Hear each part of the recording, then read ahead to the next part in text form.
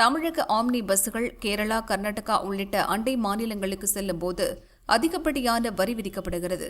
இதனை கண்டித்து omni bus உரிமையாளர்கள் கடந்த 4 நாட்களாக அண்டை மாநிலங்களுக்கு பஸ்களை இயக்காமல் ஆர்ப்பாட்டத்தில் ஈடுபட்டு வருகின்றனர். இப்பிரச்சினைக்கு தமிழக அரசு விரைவில் தீர்வு காண வேண்டுமென கோவை ஆம்னி பஸ் உரிமையாளர்கள் வலியுறுத்தினர். கோயம்புத்தூர்லேருந்து நாங்கள் பக்கத்து மாநிலங்களுக்கு கேரளாவுக்கோ, கர்நாடகாவுக்கோ, ஆந்திராவுக்கோ வண்டியை நாங்கள் இயக்கிட்டு இருந்தோம். அப்போ ஆல் இண்டியா டூரிஸ்ட் பர்மிட்னு சென்ட்ரல் கவர்மெண்ட்டில் கொடுத்ததுனால அந்த பர்மிட்டில் வச்சு இயக்கிட்டு இருந்தோம்.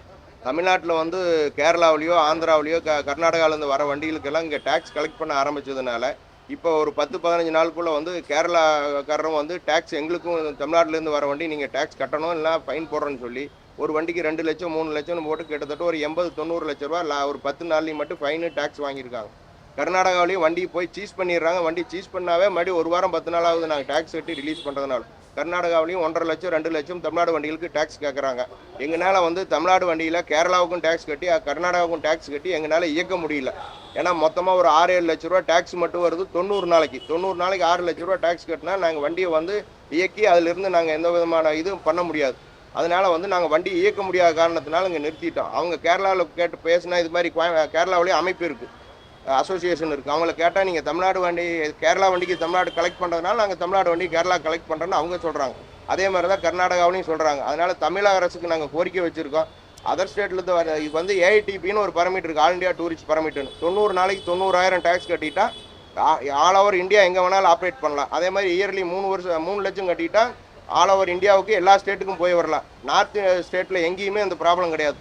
முதல் நம்ம ஸ்டேட்டில் தான் டேக்ஸ் கலெக்ட் பண்ண ஆரம்பித்தாங்க. இப்போ இதை பேஸ் பண்ணி கர்நாடகா, கேரளா, ஆந்திராவுமே இப்போ பண்ணிகிட்டு இருக்க போகிறாங்கன்னு சொல்கிறாங்க. அதனால் இவ்வளவு டேக்ஸ் கட்டி எங்களால் இயக்க முடியாது. இந்த லாரிக்கு பார்த்தீங்கன்னா ஆல் இண்டியா பர்மிட்டுன்னு கொடுத்து வருஷத்துக்கு 16,000 ப்ளஸ் 16,500 கட்டினா காஷ்மீர் டு கன்னியாகுமரி எங்கே வேணாலும் இயக்கலாம். அதே மாதிரி ஒரு பர்மிட் தான் சென்ட்ரல் கவர்மெண்ட் 2021 கொண்டுட்டு அதில் அமெண்ட்மெண்ட் எல்லாம் சேஞ்ச் பண்ணி 23 ஓரளவுக்கு கரெக்ட் பண்ணி கொடுத்துட்டாங்க. கொஞ்ச நாள் ஓடிச்சு. தமிழ்நாட்டில் அப்புறம் நிறைய ப்ராப்ளம் தமிழ்நாட்டிலையும் டேக்ஸ் கலெக்ட் பண்ண ஆரம்பிச்சிட்டாங்க. இதை பேஸ் பண்ணி இப்போ பக்கத்து ஸ்டேட்டுக்காரர் வாங்குறதுனால எங்களால் தமிழ்நாட்டிலேருந்து அதர் ஸ்டேட்டுக்கு, அதாவது குறிப்பாக கேரளாவுக்கோ, கர்நாடகாவுக்கோ, ஆந்திரா, இப்போ பாண்டிச்சேரிக்கும் எங்களால் இயக்க முடியல. அதனால் நாங்கள் கிட்டத்தட்ட ஒரு 4-5 நாட்களாக எங்கள் வண்டியில் இயக்காமல் நிப்பாட்டி வச்சுருக்கிறோம். தமிழக அரசுக்கிட்ட போக்குவரத்துறை அமைச்சரும் சந்தித்து பேசியிருக்கிறோம், போக்குவரத்து ஆணையரையும் சந்தித்து பேசினோம். இந்த மாதிரி ப்ராப்ளம் இருக்குது, தமிழ்நாட்டிலேருந்து எந்த வண்டியும் பக்கத்து ஸ்டேட்டுக்கு போக முடியல. பக்கத்து ஸ்டேட்டுக்காரர் அவங்களும் இங்கே வரலின்னு சொல்லிட்டாங்க. இந்த ப்ராப்ளம் சால்வ் ஆனால் தான் வரன்ட்டாங்க. அதனால் இப்போ கேரளாவிலையும் வண்டி ஸ்டாப் பண்ணி வச்சுருக்காங்க, ஆந்திராவிலையும் நிறுத்தியிருக்காங்க, கர்நாடகாவிலையும் வண்டி நிப்பாட்டி வச்சுருக்காங்க. அதனால் இந்த தமிழக அரசு இதுக்கு ஒரு சுமூகமான முடிவு எடுத்து பக்கத்து ஸ்டேட்லையும் பேசி நம்ம ஸ்டேட்லையும் பக்கத்து ஸ்டேட் வண்டிக்காரருக்கு, பக்கத்து மாநிலத்து வண்டிக்காரருக்கு டேக்ஸ் கலெக்ட் பண்ணாமையும் நம்ம வண்டிக்கு அந்த அதர் பக்கத்து மாநிலத்துக்கு போனால் அங்கேயும் டேக்ஸ் கலெக்ட் பண்ணாமல் இருந்தால் தான் எங்களால் வண்டி இயக்க முடியும்.